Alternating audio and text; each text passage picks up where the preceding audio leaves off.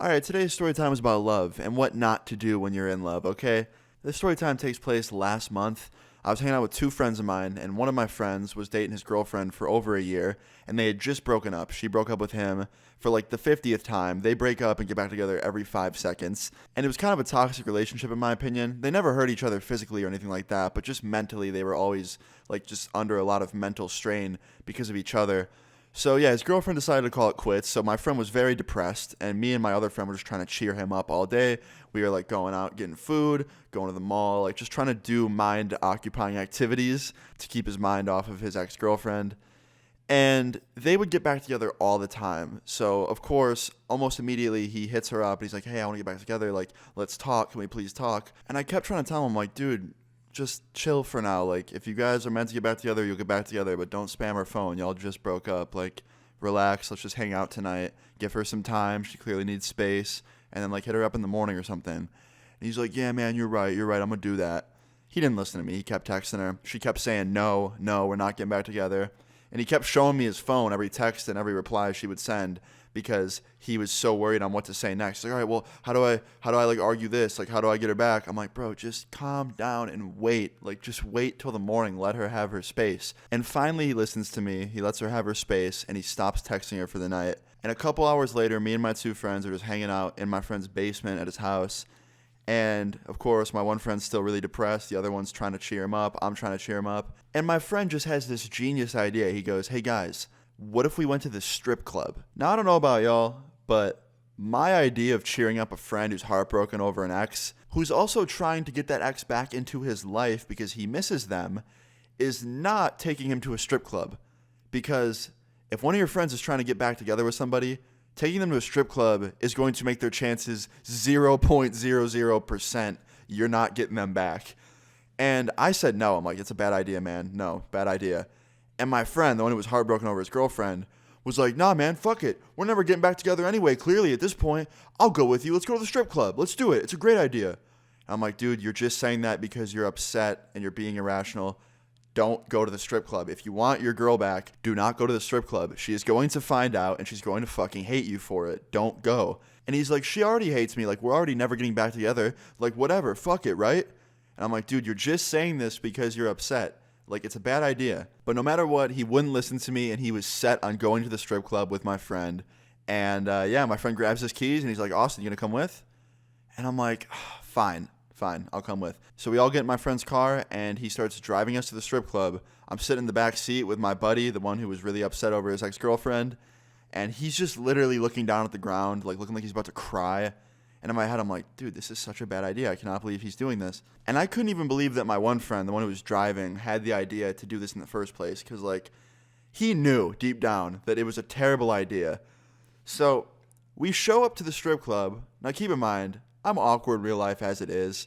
Put me in a strip club situation, I'm even more awkward. I looked like I did not belong. And we walk in, and almost immediately, my friend gets a lap dance from a stripper, the one that was really upset. He went, seeked one out, talked to her. They sit down. I'm watching this happen. And my other friend takes his phone out and starts Snapchatting it. And my two friends and the stripper, they're laughing. They're having a good time. My one friend's still recording it on Snapchat. And I'm just standing there awkward as hell watching. And I see my friend stop snapping it. And he's on his phone. And I see him tapping his screen. And I'm thinking that he's just saving it to his memories. And then I pull out my phone just to double check that he didn't post it anywhere. And he put it on his Snap story. So I walk over to him immediately while my friend's still mid-lap dance. And I'm like, "Hey, you gotta take that off your story. Like, his girlfriend's gonna see it. And she's going to fucking wreak havoc on all of us." And he's like, "Dude, ex-girlfriend. They broke up. It's fine now." I'm like, "That does not make this okay. They just broke up today. And you know them. They get back together every 5 minutes. Like, this is not good." And he's like, "Well, man, I don't know. He seems pretty over it." I'm like, "Dude, he was about to cry in the backseat of your car. He's not over it. He was begging her to get back with him all day. Like, clearly he's not over it. This is just him being impulsive. And also, you putting that on your story is super, super messed up because he didn't tell you that you could. And you're probably going to hurt the hell out of her feelings when she sees that because she has you added." So he ends up deleting it, which is good. It was only up for a few minutes. And I wasn't trying to hide the fact that my friend was at a strip club from his ex-girlfriend. To be honest, I kind of wanted her to find out, just not in that way. Like, I wanted him to tell her, or like somebody to tell her, rather than showing her a video of it happening. Just in my opinion, if it was me, I would rather be told than to be shown a video, because that hurts like 10 times more. But anyway, yeah, he takes it down, and it was only up for a few minutes, but of course, in those few minutes, somehow, some way, she saw it. And she texted everybody, me, my friend that took the video, and her ex-boyfriend, aka my friend that got the lap dance. And she was freaking out, wondering what's going on, why are we there? And she texted my friend, the one that she was dating, and said, I'm on my way, don't move. And that's when I was like, yo, we gotta leave. Like, this is about to get fucking ugly. I do not want to see this. And my one friend, the one that was in the video getting the lap dance, is like, yeah, we should probably leave. I'm like, okay, let's go. And he's like, yeah, like, we need to leave now. Like, she has my location on iMessage. Like, she's gonna come here. I'm like, okay, let's go. Like, I don't want to see this happen. So me and my friends leave mad quick, get into his car, and we start driving back to my friend's house. And while we're driving, my friend notices, he goes, she's following us. And I'm like, no way. So I turn around and I look out the back window. Yeah, she was following us. She must have pulled up to the strip club and like just saw us getting in the car and started following us. Or she somehow tracked us down on the road, which would be even more scary. Either way, she found out where we were and she was following us. And she followed us all the way back to my friend's house. We pulled into the driveway, and so did she. And my friend turns his car off, and we both get out, me and my friend. And our other friend just stays in the car with the doors locked because he knew how bad he messed up. Like, that was his ex-girlfriend. Like, she was about to freak out on him. So we get out of the car, and she immediately starts screaming at us. And she's like, you motherfuckers, how could you take him to a strip club? Why would you do that? And she proceeds to start throwing shit at us from her car. She threw an empty can of Mountain Dew at my friend. She threw a bottle, like an empty bottle of like Starbucks coffee that you get from vending machines at my feet. And I'm like, holy shit, like, this is not good. And while this is happening, my friend sneaks out of the car and makes a run for it. And when I say she turned her car on and threw that shit in reverse, she did that so fast. She turned her car on, reversed out of the driveway, and started driving after him fast as hell. I actually thought she was going to run him over for a second. I'm like, yep, I'm about to watch my friend get hit by his ex-girlfriend. And she pulls up right next to him. I hear her screaming out the window at him. And then I see her start throwing stuff at him, like trash and recycling.